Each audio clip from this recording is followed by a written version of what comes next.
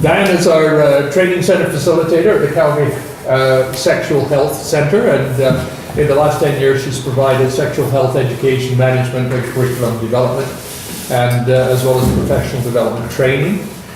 She's a registered social worker and has worked in the field of sexuality and sexual health since 1992. So if you join me in welcoming Diana.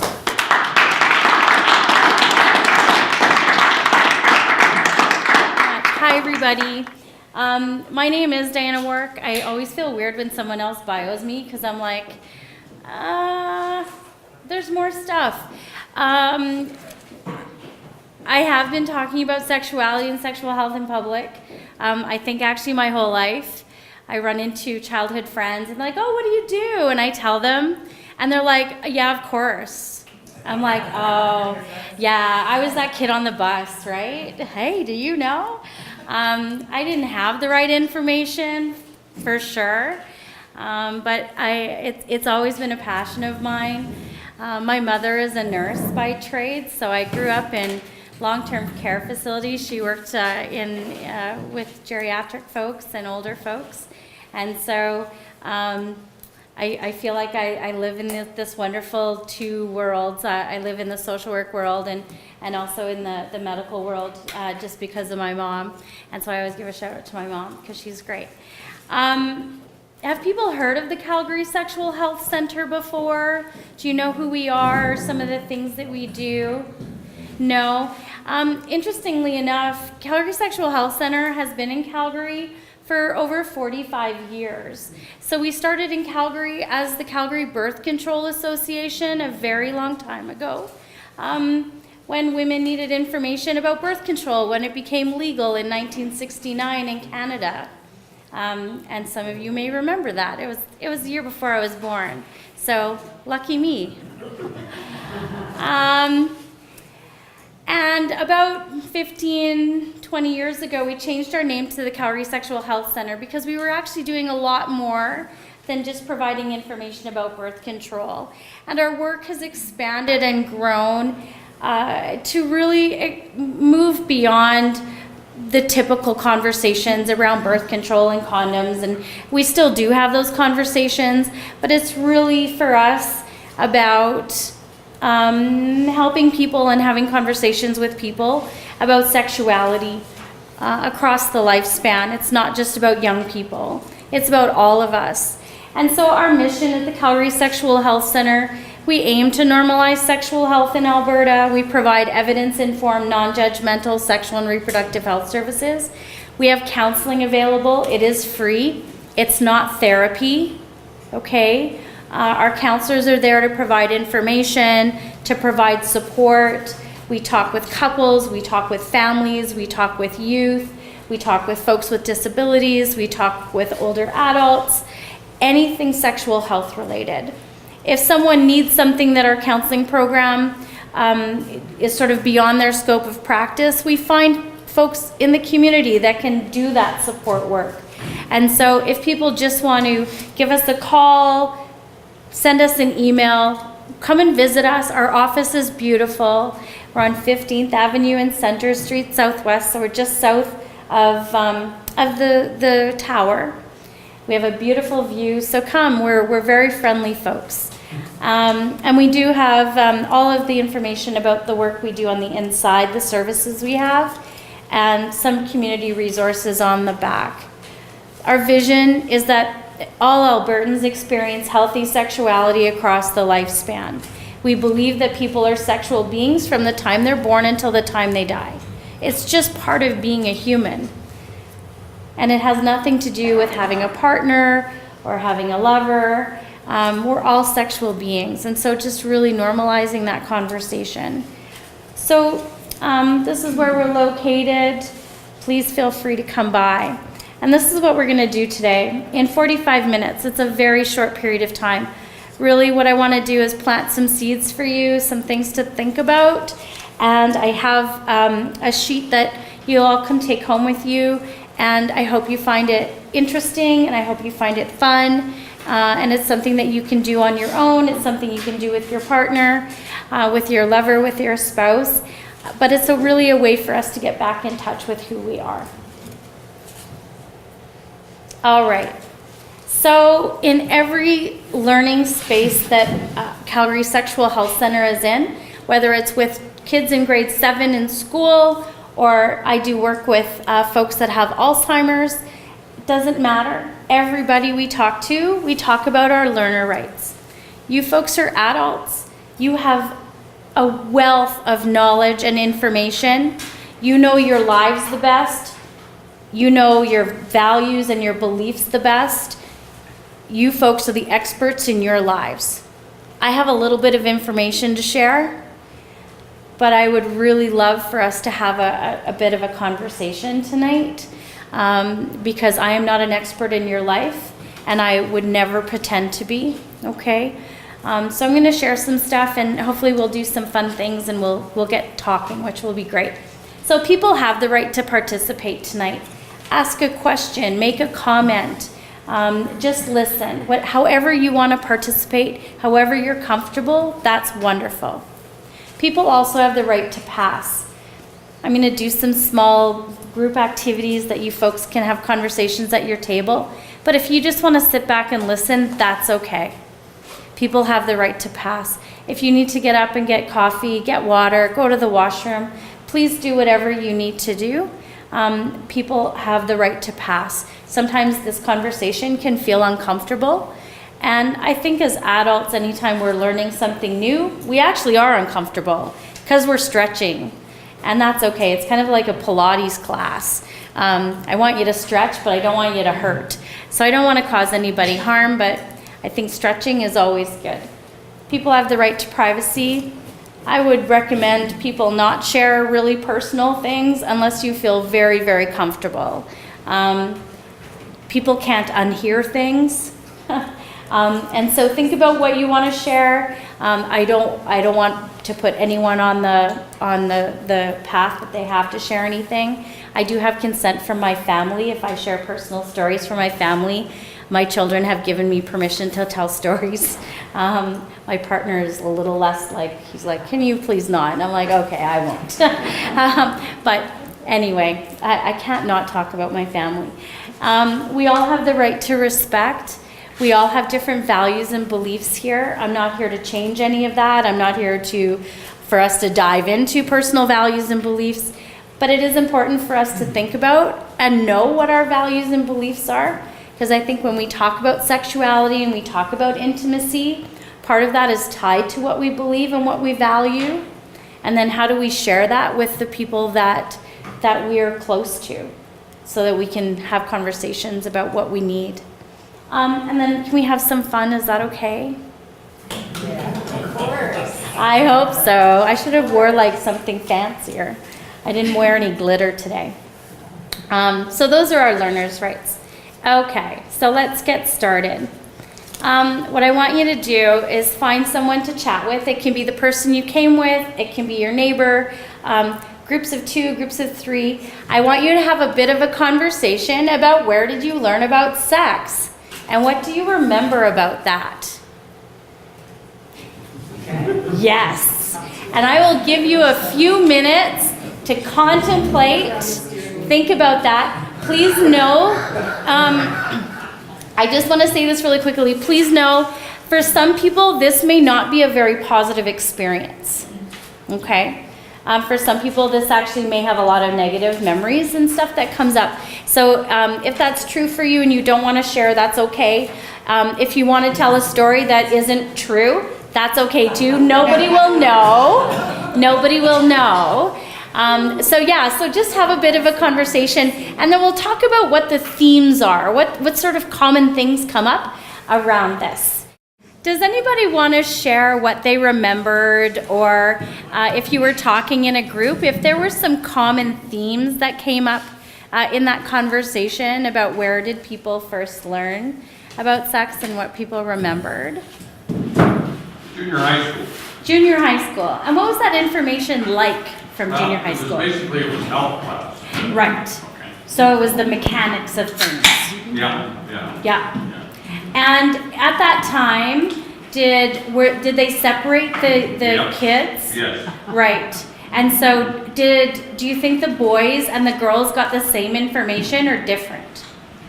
I would guess different, but I'm not sure. Yeah, I think you're probably right. Okay.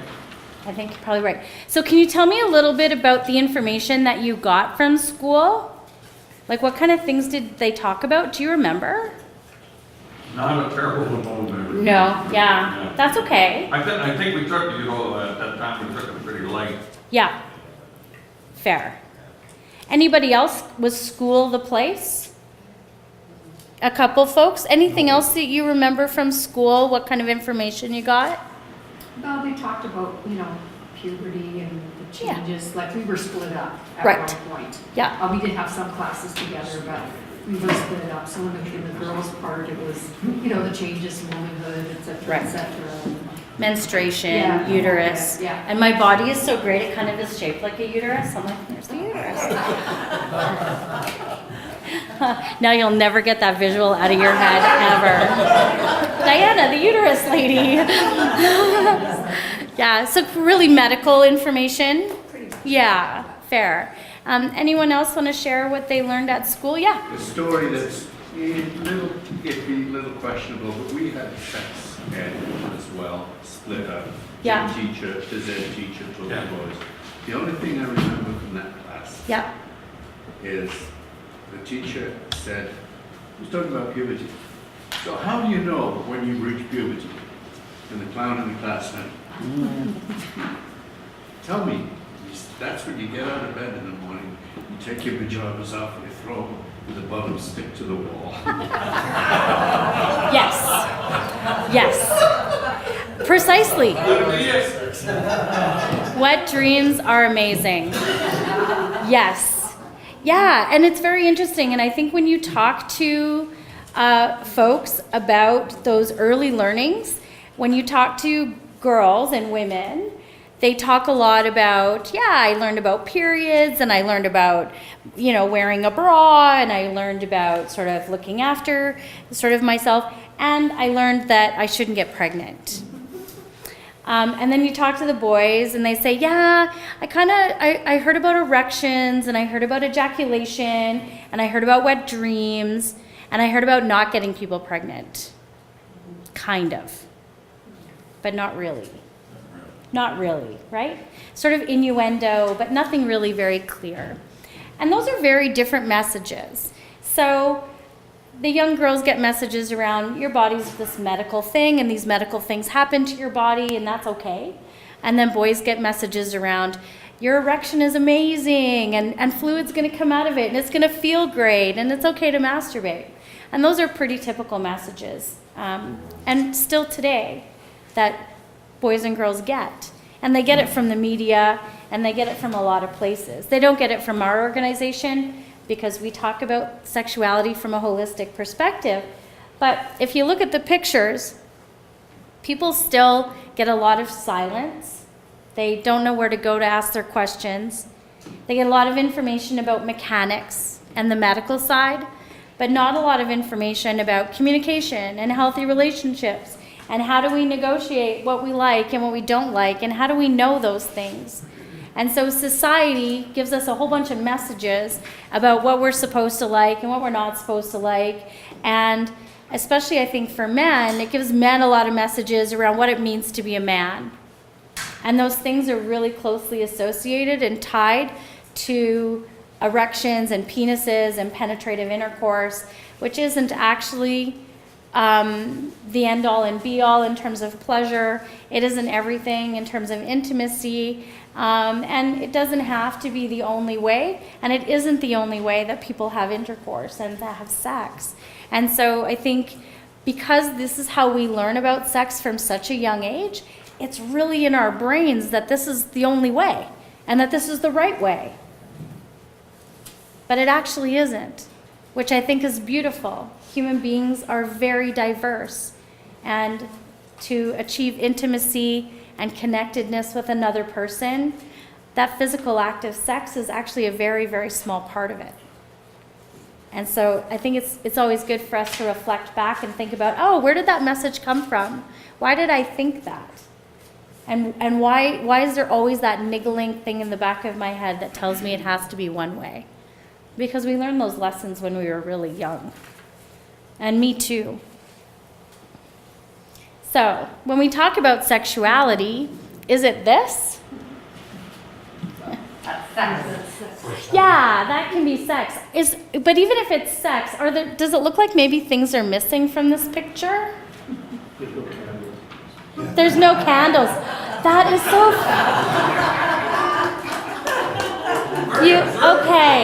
Okay. So I think maybe. So there was a boy in a grade 7 class who said exactly the same thing. That's why my head is blowing off. I'm like, what? There was a kid in grade 7 who said the exact same thing. He's like, there's no candles. I'm like, oh, that's amazing. It's all about the ambiance, right? Yeah, I would suggest maybe consent is missing too, but I don't know. I might be reading things into those expressions a little bit. Yeah, and actually these primates are actually our closest genetic cousins, and this is how they greet each other. They greet all members of their tribe this way, which I think is kind of neat. And so at the Calgary Sexual Health Centre, when we talk about sexuality, we really want to think about it from a holistic perspective. Because what we typically talk about and what we focus on is the body side of things. But it's actually all of these things. It's about our mind, it's about our thoughts and our ideas and our knowledge. It is about our body. It's about our physical health, it's about our reproductive organs, but it's also about our expression. It's about how we dress, how we walk in the world, how we want to be seen by other people. And we all make choices about that expression every day. This is about as dressed up as I get. So, some days it's really just sweats and a t-shirt. But some folks are dressed up and done up every day, and that's how they walk in the world, and that's amazing. And so we all choose how we want to project ourselves out to the world. How do we trim our beard? How do we cut our hair? What kind of shoes do we wear? All of those things are part of our expression and our sexual expression out to the world. It's also about our emotions. How do we feel about ourselves? And then how do we feel about other people? And I think the more we think about those things, the more we try to find deeper meaning and understanding around how we feel about ourselves and then how we feel about others. That's where that connection can really happen. And we can't have connections with others until we have connection with the self. And so how are we exploring that? And then it is about the spirit. It's about our values. It's about our beliefs. It's about our culture. It's about our religion, all of those things. And I'm not here to change anyone's values or beliefs. I'm not here to tell you what they should be. Yours are yours, and they're important. But I think sometimes we don't think closely enough about what they actually are so that we can think about how we need to use those strengths to move us forward. And so those things are beautiful things to reflect on. Is there any questions about that so far? Does that help? Does that make sense? Yeah. It's kind of nice. All right. Here's really nice. These words, these things that we talk about, these body parts, very important. Penis is important. Vulva, vagina. Vulva is all the parts on the outside of the body. Vagina is on the inside. And sexual activity. I'm not going to dig too much into the different body parts too much. All of these body parts work very, very similarly in terms of arousal. And what happens is blood flows to those parts of the body when sexual arousal happens. And when things have changed because of prostate cancer surgery, because of chemotherapy, because of medications, all of these things start to get in the way. And sometimes the nerves are damaged and the nerves aren't there anymore and they're not working the same way. And so the way the penis works may have changed, and that's actually okay. It will take time to understand that. It'll take time to come to embrace that. It doesn't mean that that functionality can't come back, but it just may take some time. And for some people, it doesn't come back. And so we have to think about, again, those messages that men have received their whole lives, that says that the only kind of sex to have is penetration. And that means penis inside of the body. But the reality is that's not the only kind of sexual activity there is at all. And so what kind of sexual activity is out there? What do you know about, or what have you heard of? And I'm thinking about 5 different types. So we talk about penetration, so we talk about vaginal intercourse, right? Penis and vagina sex, for sure. What other kinds of sex can people have? And just because you can say it doesn't mean you've done it. Does that help? Does that help? Does that make it a bit easier? Or masturbation? Yes, absolutely. Masturbation, solo sex is absolutely, definitely a sexual activity for sure. It doesn't have to be solo. And it doesn't have to be solo. People can do it with their partner for sure. Absolutely. If your partner is touching your body with their hands, that's called digital sex. And so kids today are like, you're having sex with your phone? It's like, no, not with the technology. Don't do that. It's not good for anybody. But with fingers, right, with hands. So using hands to stimulate body parts, for sure. Any other types of sex that people have heard of? Surprised oral wasn't there. Oral is absolutely there. So mouth on the body, right? So mouth on body parts, absolutely, for sure. Toys, yeah. I would suggest that toys are part of sex play and can be used in all of these ways, for sure. And then the other one is anal sex. So play with your bum. So all of those things are sexual activities. But is that what, like, do people just sort of slip and fall and all of a sudden the penis is in a part of the body? No. There's talking and touching and closeness. And maybe there's some dancing. I love those 2 fiddlers dancing together. I was like, oh, that was awesome. I was like, we don't dance enough. We don't listen to music enough. We don't go to the theater enough. We don't go to those romantic movies and hold hands enough. It's all of those pieces that create those opportunities for intimacy, that start to stir those things that remind us why we're connected to the people we're connected to. Why do we like the people we like? What are those pieces that spark again? And so I think we need to really just slow down the train a little bit and think about how intimacy isn't just about this one thing, and that sex isn't just about this one thing. And that can be really, really hard to change because it's the lessons we've learned for so long. So this is interesting to me because I think there's assumptions that we make about what makes a person sexually healthy. And when we talk about sexual health, it's different for all of us. But there are some common things that people should be able to do that really is about being a sexually healthy person. So I'm just going to give you a minute.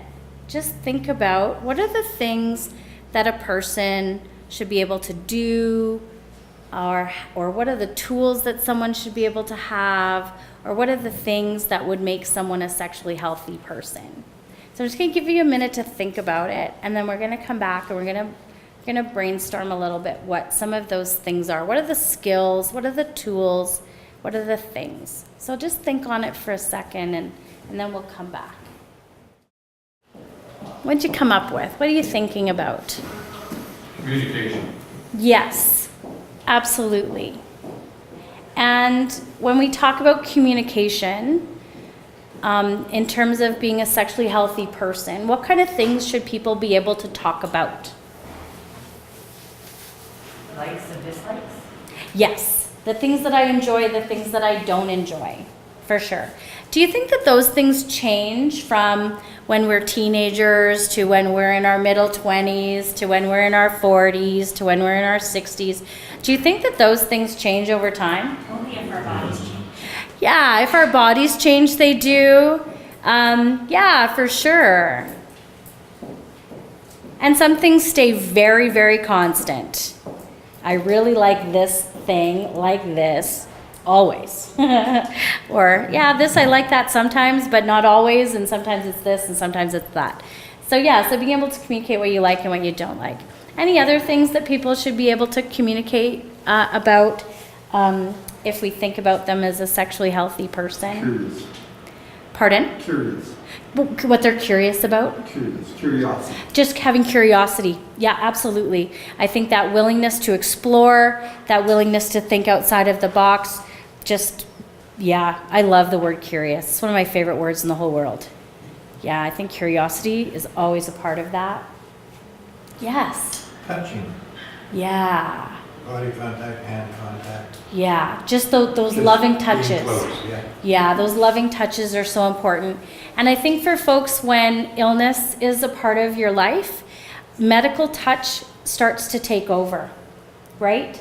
And that touch becomes a clinical touch. And so how do we as couples, how do we as partners and lovers move from that sort of clinical touch, that supportive touch, to that intimate touch again? And so how do we shift out of that caregiver role for some of us back into the lover role, right? How do we engage in that touch? But I would also suggest that doesn't have to be necessarily sexually charged. I think that touch, and I know through the research that a lack of touch actually causes us to deteriorate really fast. It is such an important part of being humans. It's such an important part of us thriving throughout our lifespan. And the research says very clearly that if people stop having loving touch in their life, that their health deteriorates. So when you have your meeting here, that hug, that handshake, that hand on the shoulder, that embrace from friendship, that embrace from connectedness of sharing a similar event, those things that connect you as humans are so important for healing and so important for connectedness with that intimacy.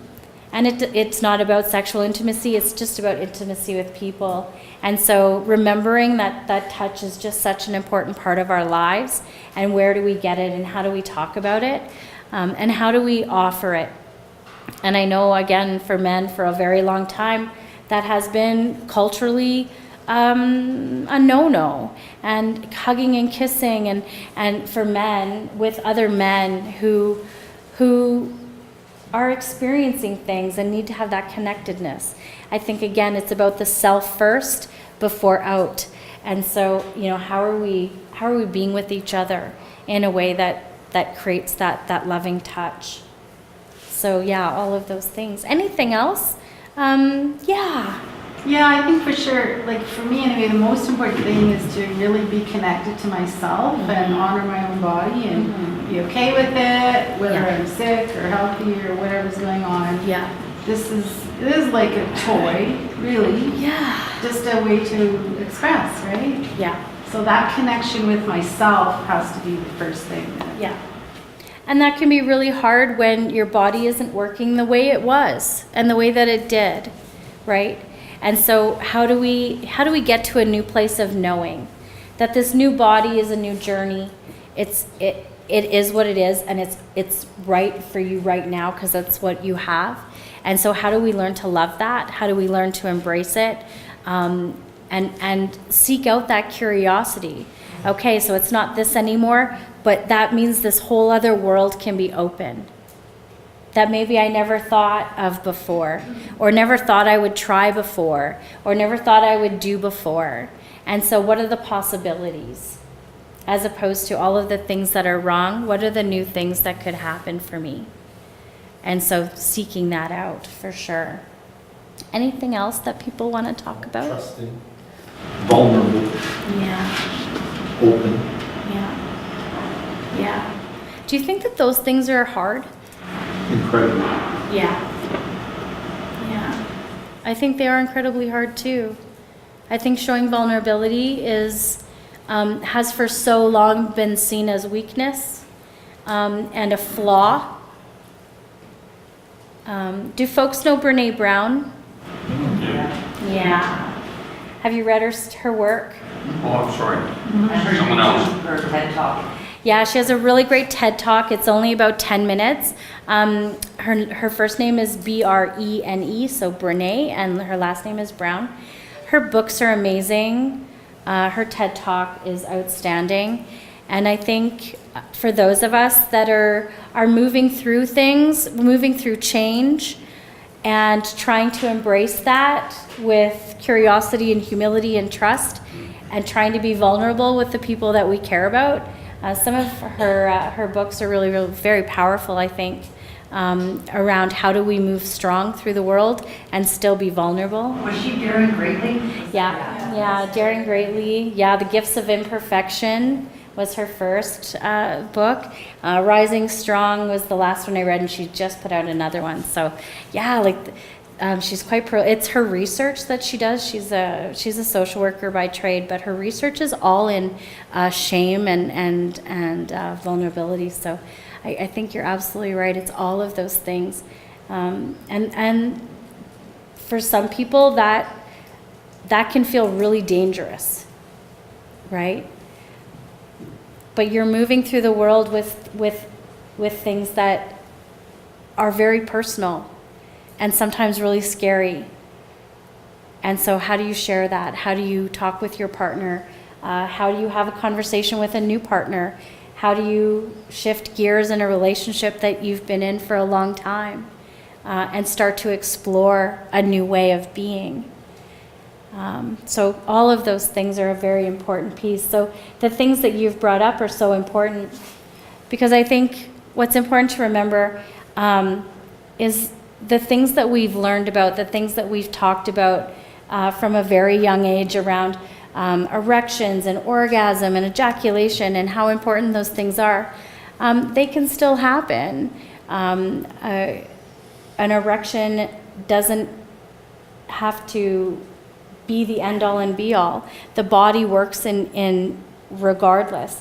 So if people want to experience orgasm, there's ways to do that. If people want to experience ejaculation, sometimes there's still ways to do that. But orgasm is a separate thing from ejaculation. And orgasm is that sensation of release and relief that come from stimulation. But the penis doesn't have to be erect for that. It takes some practice for sure, but it's absolutely doable. And for some people, that's not even what they want, and that's okay too. So it's about, what do I want? What do I need? It's about, how do we check our expectations? How are we communicating about what we need, what we expect from our lover, from our partner? Have our expectations changed? Do we want more? Do we want less? How are we going to have that conversation so that we're not on different pages? Because we need to get on the same page. Be open to experimenting. Be open to try stuff. I know, a long time ago, well, maybe not even that long ago, stores and places like that could be scary places to walk into. They had peep shows in them, and they were all about selling pornography, and they weren't necessarily very open or very safe or very welcoming to folks. But sex stores today, There are a lot of them around that are very, very comfortable. They're very lovely. They have books and they have toys and they have lubrication and they have trained staff who want to talk to you, who want to help you find the right things for you. There are so many great things on the market today that can really support that experimentation. Go find some really lovely massage oils that smell great and learn how to give couples massages, or go get a massage. Don't even do the work yourself. Go get someone else to do it for you. All of these things, right? That reconnection, experiment, do things you haven't done before, right? All of these things, be open to that. Talk about what's working and what's not working. Until we get honest with ourselves about what's feeling good and what's not feeling good, and being able to say, you know what, I really liked that before, but that is not doing it for me anymore. And it's not about your partner. We have to learn not to take it personally. Because as women and as women partners, we also got the messages always that good sex was about penis and vagina sex, and it was always about ejaculation. It was always about these things too. So sometimes we women also have to unlearn all of that stuff. And so if something isn't working anymore, or if something doesn't feel the same way anymore, that's okay. But we need to let our partners know, because people are not mind readers. And unless we say, nobody will know. And so how are we talking about that? And that intimacy is created and recreated. So see it as always something new. Every day there's a new opportunity. Every day there's something that could potentially happen that will spark us and light us up and make us feel renewed in that intimacy. And so how are we being open to those potential opportunities?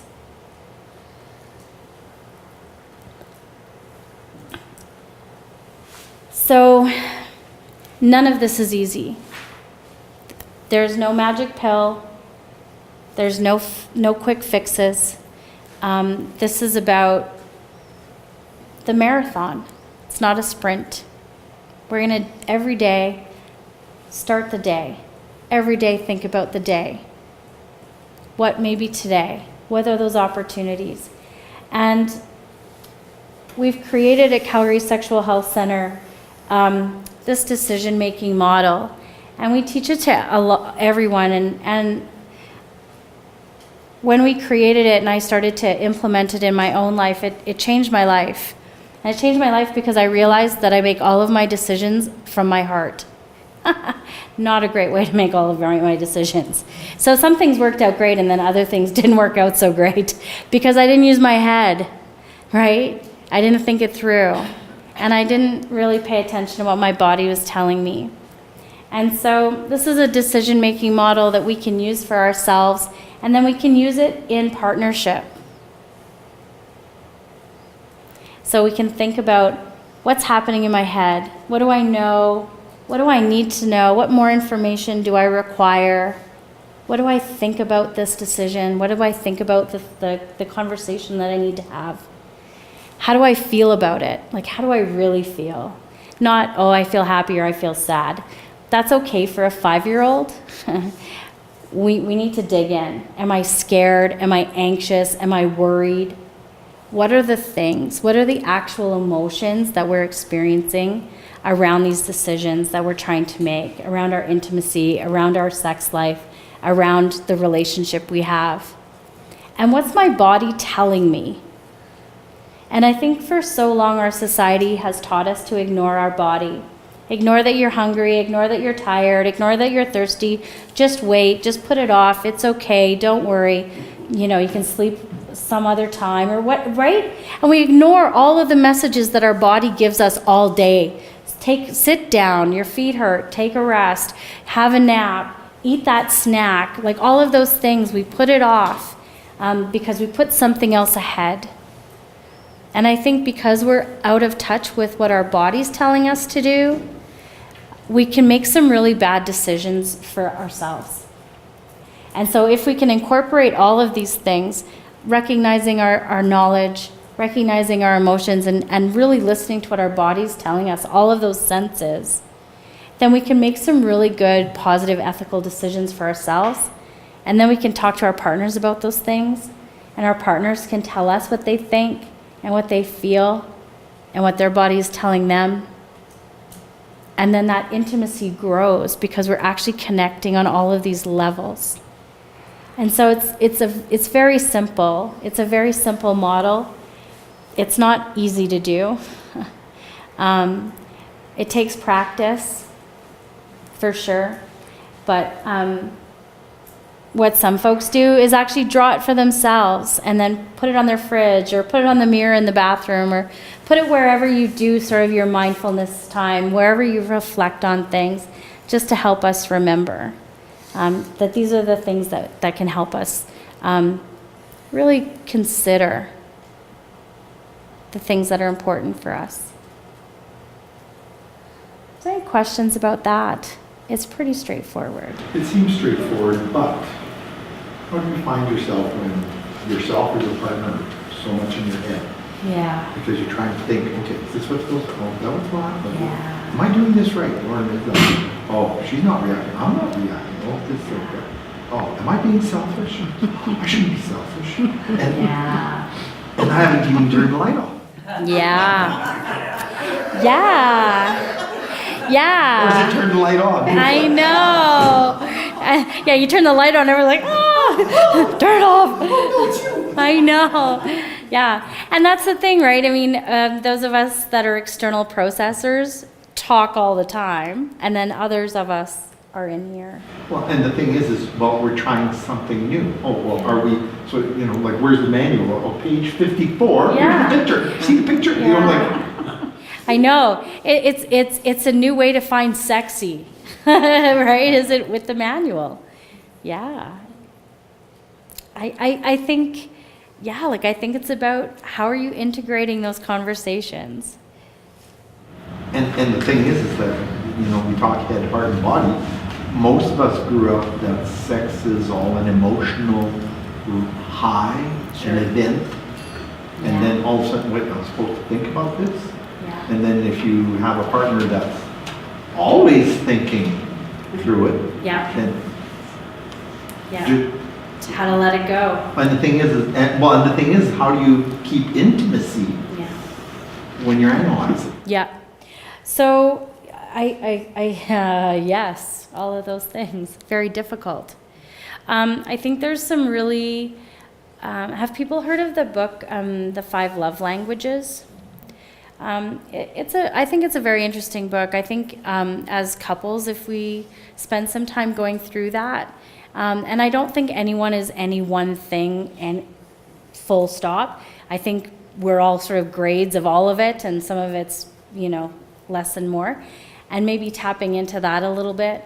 I think it's, like you said, about that curiosity piece, and trying to think about how do we communicate about the things that we like, and then when you do these things, I don't feel sexy anymore. And so then that person actually knows that. And then maybe we can shift gears. Do you know what I mean? Because everybody likes something different. And you're right, we haven't been taught about how to talk about it. And so, I love the segue. So you're like a plant. I didn't plant you. I did not plant you there, but I'm so grateful you're here. I planted him. I'll pay you later. And so this is for you to take home. And you can take Do we multiple. get lost crayons with it too? I didn't bring any crayons. I'm sorry. I'm sorry I didn't. But so everyone has their own body, their front of their body and the back of their body. And so what this activity asks you to do is just circle or shade or consider what parts of the body do you like to be touched. And so some people don't like their bodies to be touched actually at all, and that's okay. And some people are everywhere, but not my foot, not my toe, not my earlobe, whatever it is, all of it is fair game. And so it just really helps us focus on, from a kind of be a scientist, like just be really practical, you know? Do I like it when somebody touches my ear or blows in my ear, or does that make me want to punch someone in the nose, right? Do I really like a nice kiss on the neck, or not really? Like, where are the places on my body that I really like touch? And some people will say, these areas I really like, and you may have been a partner with them for 40 years and go, oh, I had no idea. The back of the knee, huh?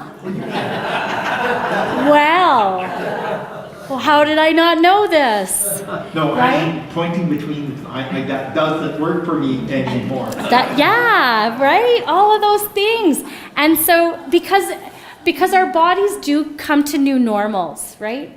All of our bodies age, they all change. And with that comes different parts of our body that we like less or like more. And so it's about how do we love those things that have changed in ways that we have no control over. None of us do.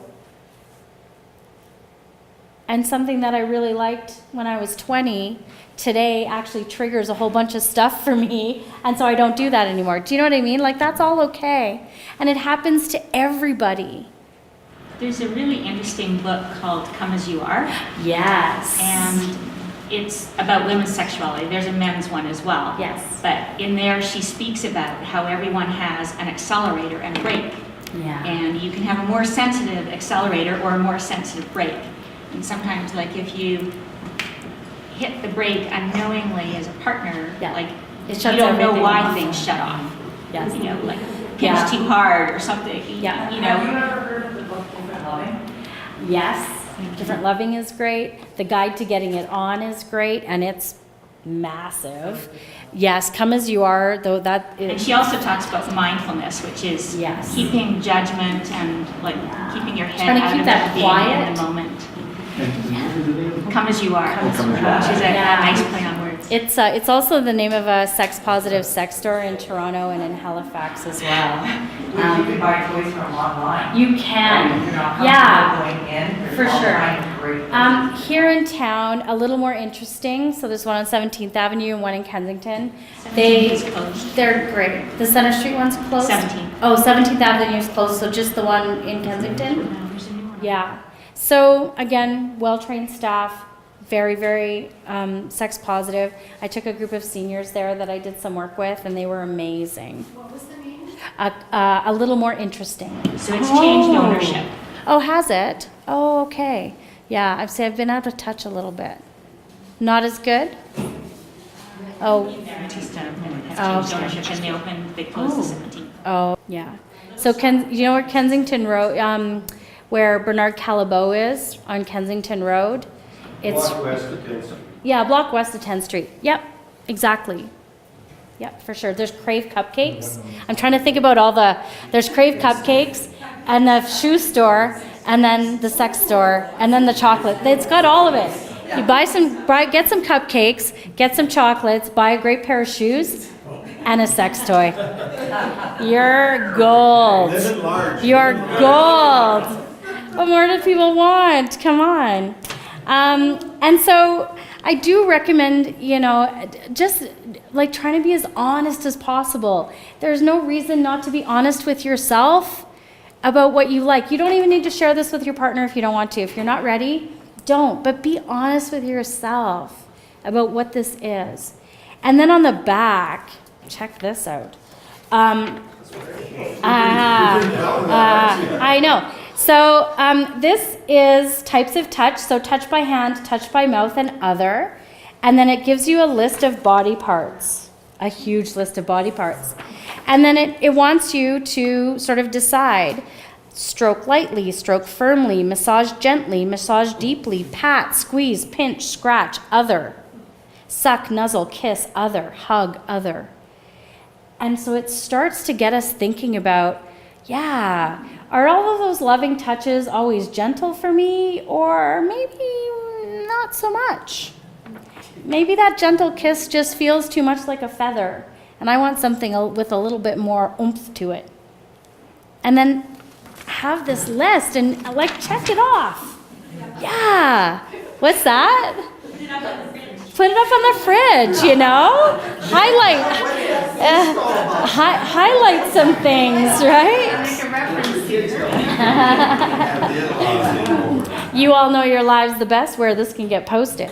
Right? But I think this is it can be really fun to do it together. It can be really fun just to do it on your own, just to really get a sense of what are the things that maybe you're missing? What are the things that we used to do that we don't do anymore? What are the things that I'd like to try? Maybe someone's never had their bottoms paddled, but maybe they're kind of into that. It's fantastic. Give it a whirl. Yes, ask for permission. Always consent. Always consent. Ask for permission. But this gives us a bit of a roadmap to have the conversation. And if someone says, I'm not interested in that, then it's like, okay, because they're not interested. That's okay. Yes? I went through the paddling at a younger age. Fair enough. And there's a bit of trauma. Yes. Sometimes spanking, there's all kinds of trauma associated with that, and it's not okay. But again, it's all about consent, right? It's all about, I would really like to try this. Are you interested in doing this with me? And your partner gets to decide, yes, I would really like to try that with you. Or, I'm kind of interested, but can we talk a little bit more about what that's going to look like? Right? That negotiation piece is okay. That's part of communicating too. Or if somebody says, you know what, I am absolutely not down with that, let's move to the next thing. Because there's lots of things on here. So this could be something that just gives that little, oh, this. Let's just try that. Just one thing. And that's okay, right?